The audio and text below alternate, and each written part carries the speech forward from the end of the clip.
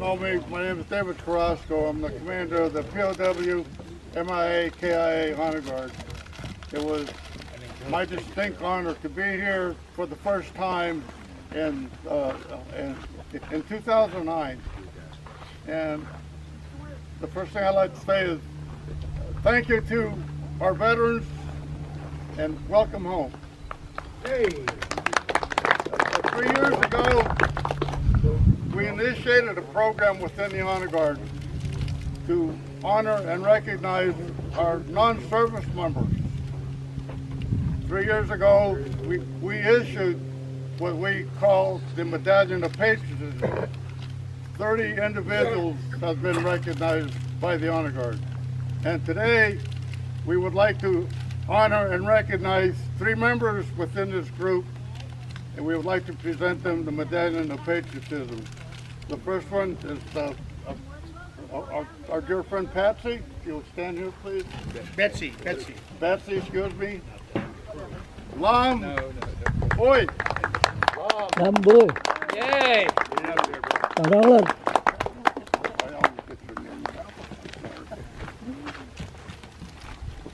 And Sophie, Diaz.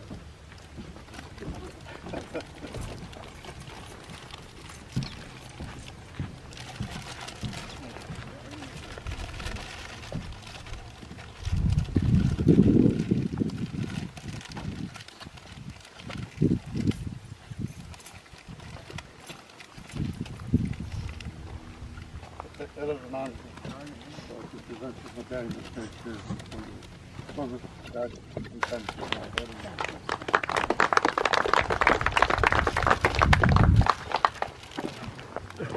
You've always been a good friend.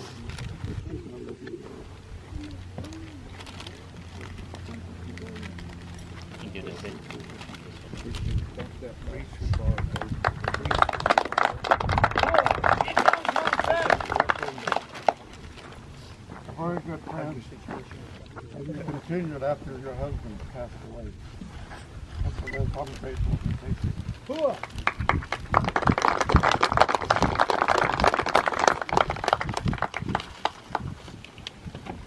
You guys would like to say something? Okay, great.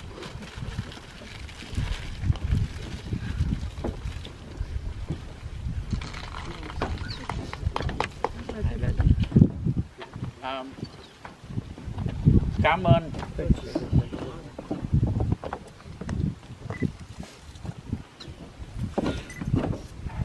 Cảm ơn. Thank you very much.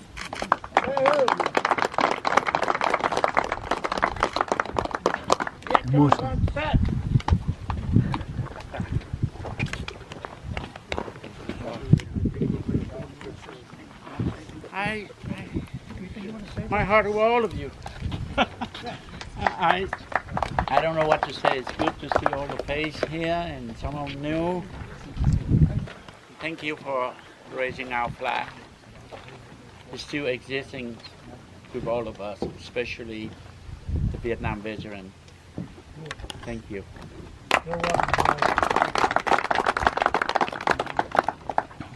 Kevin Dang, leader of the Vietnamese community. Thank you, Uncle Joe. Good morning, everyone.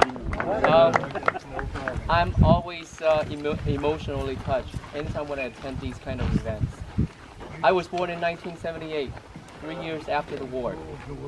And I went to school in Vietnam until when I was in 5th grade, entering 5th grade, and then I came to the United States. My father was one of the boat people. He escaped Vietnam when I was 2 years old. I had no idea.